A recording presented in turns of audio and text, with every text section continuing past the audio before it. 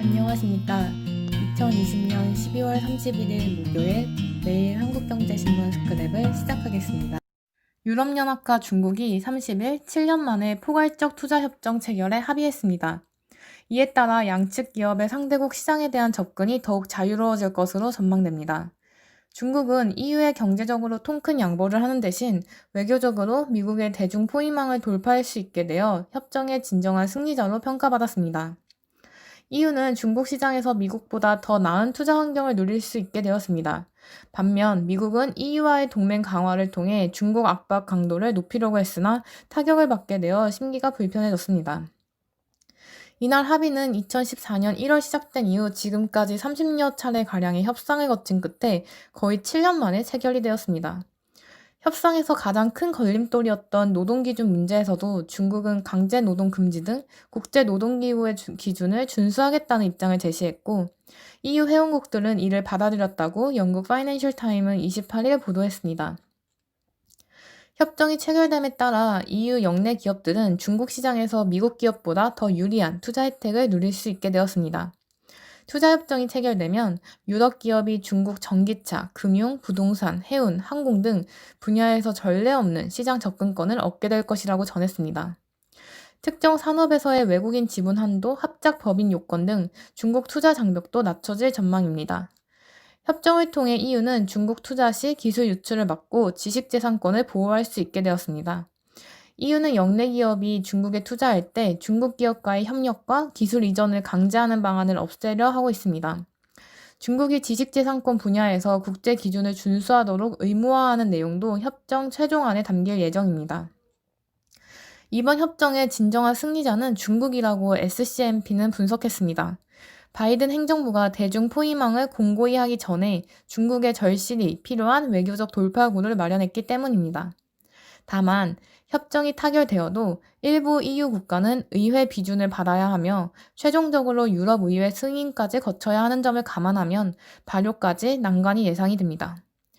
헝가리, 폴란드, 그리스 등은 협정에 호의적이지만 독일과 프랑스는 자국 기업 보호를 우선시하기 때문입니다. 중국 선전시와 인민은행이 지난 10월 시민 5만 명에게 개인별로 디지털 화폐 200위안을 뿌렸습니다. 디지털 화폐란 중앙은행이 블록체인 기술을 활용해 발행한 법정 화폐입니다. 1,000원, 만원 같은 화폐가 디지털 지갑에 들어간 것입니다. 선전시가 단 하루 신청을 받았는데 새로운 화폐 추첨에 응모한 사람만 191만 3,847명에 달했습니다. 당첨 확률은 2.6%에 불과했죠.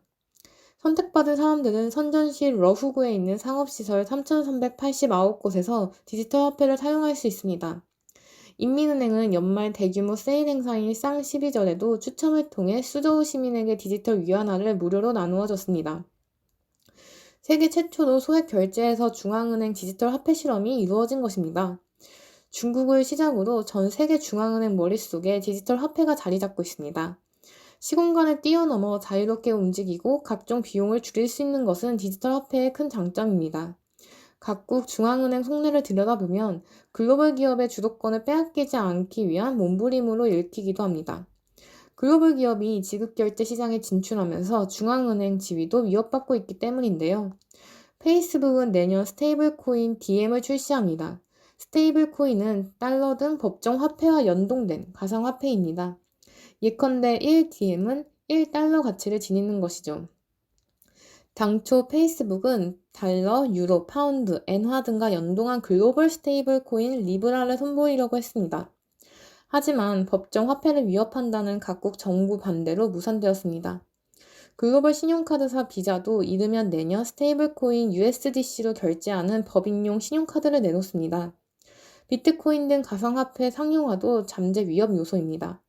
페이팔은 내년부터 비트코인과 이더리움, 비트코인 캐시, 라이트코인 등 가상화폐 4개로 전 세계 가맹점 2,600만 곳에서 결제할 수 있게 합니다. 이용자가 물건을 구매하고 가상화폐로 결제하면 페이팔이 실시간 환율로 가상화폐를 달러로 바꿔 판매자에게 전달합니다. 디지털 화폐의 가장 큰 장점은 국경을 뛰어넘을 수 있다는 것입니다. 거기에다 비용 절감은 덤이죠. 디지털 화폐는 화폐를 만들고 보관하는 데 드는 모든 비용을 줄일 수 있습니다. 온라인으로 거래 내역을 보관해 불법 거래 등을 실시간으로 들여다보는 것도 장점입니다. 중국은 전 세계에서 가장 먼저 디지털 화폐를 실험하는 국가입니다. 인민은행이 시중은행을 통해 개인, 법인 등의 고객에게 화폐를 유통하는 방식입니다. 개인이나 기업이 시중은행에 위안화를 내고 이를 디지털 화폐로 교환하는 것입니다. 중국의 디지털 화폐 실험에는 달러 패권주의를 뛰어넘으려는 의도도 숨어 있습니다. 국제통화기금에 따르면 올 2분기 말 기준 전 세계 외환 보유액에서 달러 비중은 61.3%입니다. 이에 반해 위안화는 2%로 미미합니다. 미국 경제 매거진 포처는 1대1로와 개발도상국에서 디지털 위안화 사용량이 증가할 것으로 예상했습니다. 세계 최초로 디지털 화폐를 발행하면 다른 국가도 중국의 선례를 따를 가능성이 큰 것도 장점으로 꼽힙니다.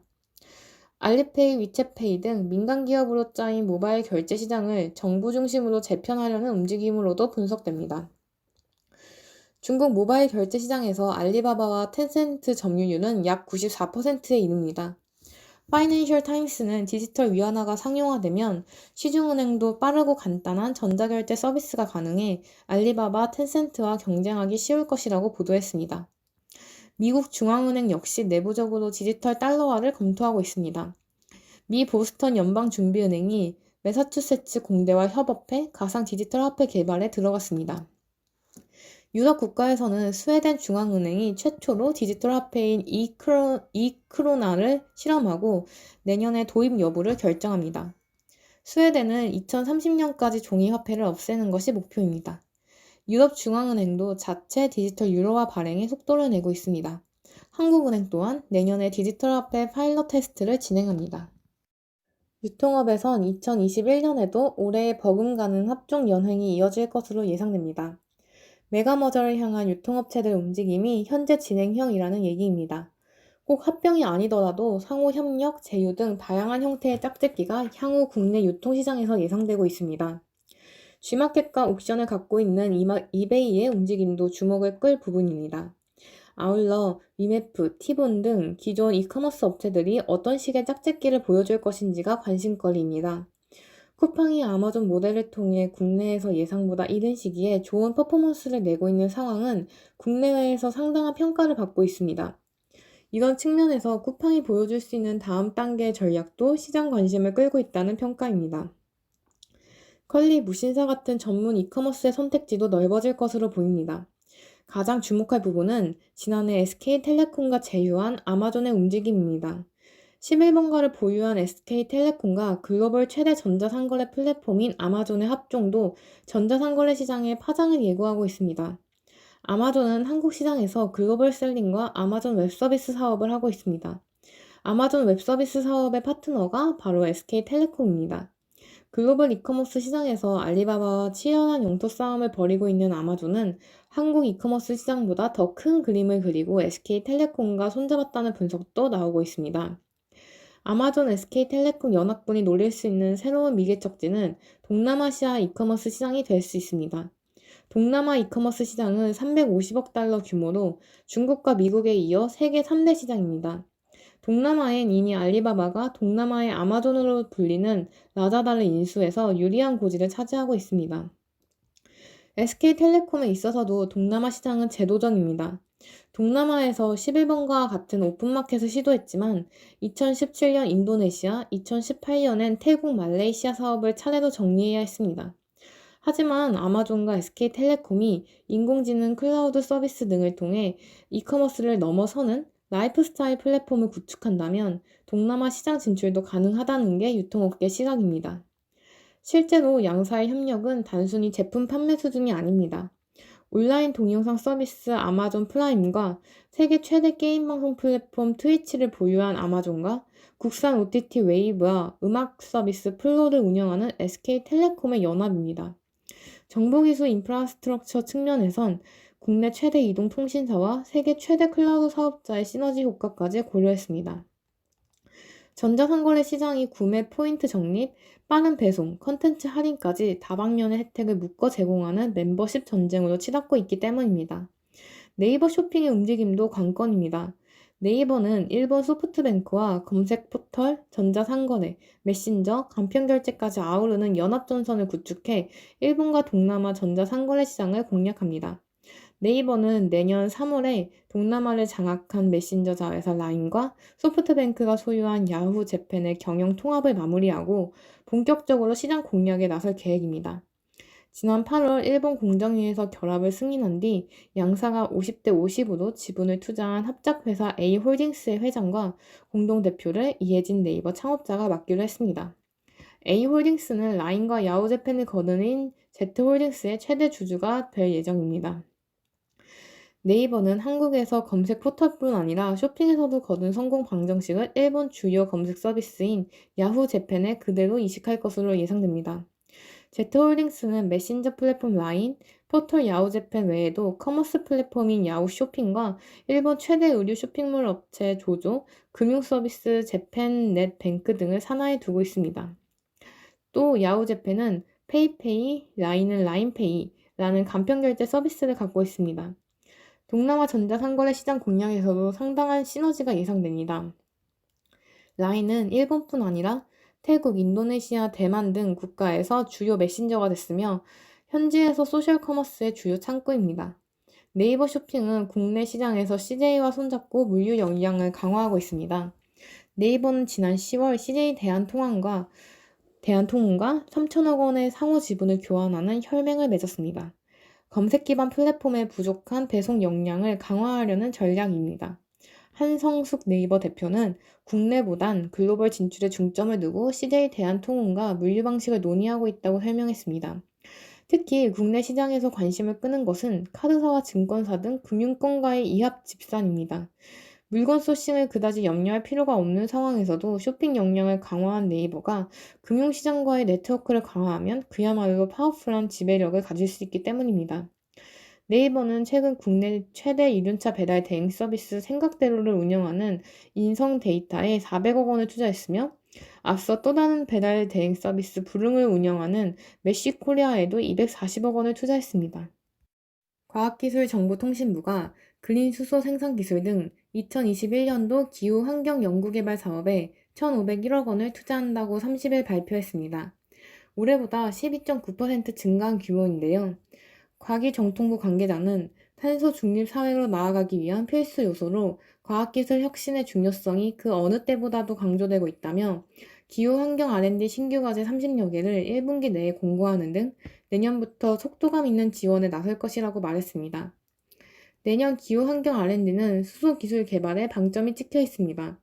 미래 수소 원천 기술 개발 사업을 처음 신설하고 33억 원을 배정했습니다. 물을 분해해서 수소를 생산하는 세 가지 기술, 광분해, 열분해, 고온 수전해와 관련한 신소재와 시스템을 개발합니다. 수전해 수소, 즉 그린 수소는 재생에너지로 만든 전기로 물을 분해해서 수소를 생산하는 기술입니다. 메탄을 활용해 생산하는 계질 수소와 달리 온실가스를 발생시키지 않지만 효율이 낮아 이를 끌어올리는 게 관건입니다. 과기정통부는 내년부터 6년간 미래 수소 원천 기술 개발 사업 43개의 과제에 253억 원을 투자할 계획입니다. 구체적으로 재생에너지 연계형 열화학적 수소 생산 원천 기술, 태양광 기반 수소 생산을 위한 광촉매 신소재 개발 등이 명시되었습니다. 저장 분야에서는 고체 흡착 수소 저장 원천 기술 개발이 추진됩니다. 수소 흡착이 용이한 다공성 물질을 새로 만들어내는 게 목표입니다. 수소 에너지 혁신기술 개발 사업엔 올해보다 19.8% 늘어난 141억 원을 투자합니다. 수소 저장, 운송 원천 기술인 액상 유기 수소 운반체 개발 등이 포함되었습니다. 2023년까지 총 486억 원을 투자할 계획입니다. 연구자가 제안하는 자유 공모형 R&D도 접수합니다. 예를 들면 미활용 바이오매스를 이용한 그린 수소 생산 등 아직 현실화되지 않은 혁신 기술을 개발하겠다고 제안할 수 있습니다. 이산화탄소 등 산업 현장에서 발생하는 가스, 즉 산업부 sen가스를 활용해 올레핀, 에틸렌 등 유용한 화학적 물질을 생산하는 차세대 탄소 자원화 사업엔 올해보다 25% 늘어난 97억 원을 배정했습니다. C1가스 리파이너리 사업 예산도 210억 원으로 올해 178억 원보다 18% 늘렸습니다. 시원가스를 가장 효율적으로 전환하는 바이오, 화학적 촉매를 개발하는 게 목표입니다. 대기로 배출되는 이산화탄소를 잡아 유용한 물질로 전환하는 카본2X 사업 예산은 올해 40억 원보다 2.8배 늘어난 115억 원을 편성했습니다. 방부제 등 화학 제품 원료로 쓰이는 포름산, 고기능성 친환경 고분자 물질 생산 기술 등을 개발할 계획입니다. 현재는 자동차에 국한돼 있는 수소 연료전지의 활용처를 열 병합 발전, 백업 전원 등으로 확대하는 연료전지 핵심 요소 기술 개발 사업엔 114억 원을 지원합니다. 이제는 일상이 된 미세먼지 저감 기술 개발 과제도 포함되었습니다. 미세먼지의 생성 과정과 물리 화학적 특성을 규명하는 동북아 지역 연계 초미세먼지 대응 기술 개발 사업엔 75억 원을 지원합니다. 미세먼지 관측용 최신 위성인 정지궤도 복합 위성 천리안 2B호가 찍어보내는 자료를 토대로 해서입니다. 이화여대와 중국 베이징대, 일본 가나자와대, 국립몽골대 등 4개국 연구진이 참여합니다. 올해 한국 주식시장에서는 다양한 기록이 쏟아져 나왔습니다. 코스피 지수가 장기 박스권을 돌파했기 때문만은 아닙니다. 모래알처럼 흩어져 있던 개인 투자자의 힘이 모여 동학 개미 운동을 만들어내는 과정에서 각종 신기록이 속출했습니다. 주도주 지형에도 변화가 있었습니다. 코로나19로 비대면 문화가 확산하면서 첨단 산업의 성장이 가속화했습니다. 바이오, 2차 전지, 인터넷 종목들이 시가총액 최상위로 올라섰습니다. 철강, 정유 등 구경제 업종은 순위권 밖으로 밀려났습니다. 개인들의 부상과 첨단 산업 성장을 통해서 한국 증시는 재평가되는 계기를 마련했습니다. 전문가들이 2021년 주식시장을 긍정적으로 바라보는 이유입니다. 올해 코스피 지수를 2873까지 끌어올린 주역은 개미들이었습니다. 개인 투자자들은 올해 유가증권 시장에서 47조 4,916억 원치를 순매수했습니다. 외국인과 기관이 주가를 누를 때마다 단합된 힘으로 주가를 방어한 것이죠. 올해 외국인은 24조 5,657억 원, 기관은 25조 5,346억 원어치를 팔아치웠습니다. 작년까지만 해도 개미들은 큰 존재감이 없었습니다. 유가증권 시장은 큰 손이 주도한다는 인식이 팽배했습니다. 개인들은 지난해 유가증권 시장에서 11조 812억 원어치를 팔아치웠습니다. 코스피 지수가 2,600까지 올랐던 2018년에도 순매수액은 7조 450억 원에 그쳤습니다. 올해 개미들은 유례없는 화력을 보여준 것으로 해석할 수 있습니다. 게다가 언제라도 주식으로 들어올 수 있는 주식 예탁금도 늘고 있습니다. 개미들은 홈그라운드에서도 존재감을 발휘했습니다. 올해 개인들은 코스닥 시장에서 16조 3,158억 원어치를 순매수했습니다. 기관이 10조 원 이상 팔아치웠지만 개인의 매수세가 지수를 끌어올렸습니다. 30일 코스닥 지수는 1.15% 오른 968.42에 마감했습니다. 천시대를 불과 30포인트 앞두고 있는 것입니다. 개인들이 등판하면서 주식시장의 주요 지표는 모두 최고치를 기록하고 있습니다. 증권사의 고객 예탁금은 최근 64조 원을 넘어섰습니다. 작년 말 28조 5,194억 원에서 2배 이상 증가한 수준입니다. 주식 계좌 수도 연초 대비 613만 개 증가한 3,548만 3,992개로 기록 중입니다. 10대부터 70에서 80대까지 주식 투자에 뛰어들었습니다. 현재 계좌 수는 경제활동 인구 2,820만 명보다 훨씬 많습니다. 걱정스러운 대목도 있긴 합니다. B2는 사상 최대치입니다. 금융투자협회에 따르면 개인들의 신용잔액은 19조 3,401억 원까지 불어났습니다. 작년 말 9조 2,181억 원의 2배 수준입니다. 올해 개인들이 많이 사들였지만 그만큼 위험한 투자도 증가했다는 얘기입니다. 올해 주식시장을 요약하는 또 다른 용어는 빅7입니다. 빅7은 바이오, 배터리, 인터넷, 게임 업종의 주요 7개 종목을 의미합니다. 이들 종목은 비대면 문화 확산을 계기로 주가가 급등했습니다. LG화학, 네이버, 셀트리온 등 빅7 종목의 시가총액 합계는 작년 말 146조 3,684억 원에서 올해 말에는 307조 4,007억 원으로 급증했습니다. 유가증권 시장 시총에서 차지하는 비중도 15%를 넘어섰습니다. 빅7이 약진하면서 시총 상위 종목도 달라졌습니다. 작년 말 상위 10위 내에 있던 현대모비스와 포스코가 사라지고 그 자리를 삼성 SDI와 카카오가 채웠습니다. 그린 뉴딜 기대까지 더해진 LG화학은 시총 3위로 올라섰습니다. 첨단 산업 성장과 개인들의 약진이 낳은 변화는 수익률입니다. 과거 10년간 박스권에 갇혀있던 코스피 지수는 올해 상승률이 최상위권입니다. 연초 이후 32.1% 올랐습니다. 코로나19 이후 최저점인 3월 23일과 비교하면 상승률이 93.9%에 달합니다. 주요국 지수 상승률 1위를 기록한 코스닥 지수는 연초 이후 43.6% 올랐습니다. 3월 최저점에 비해서는 무려 126% 상승했습니다. 미국 대표 주가지수인 S&P 500은 연초 이후 14.4% 올랐습니다. 같은 기간 상하이 종합지수는 10.6% 상승했습니다. 니케이 255 지수도 18.3% 오르는데 그쳤습니다. 모두 코스피 지수 상승률에는 못 미칩니다.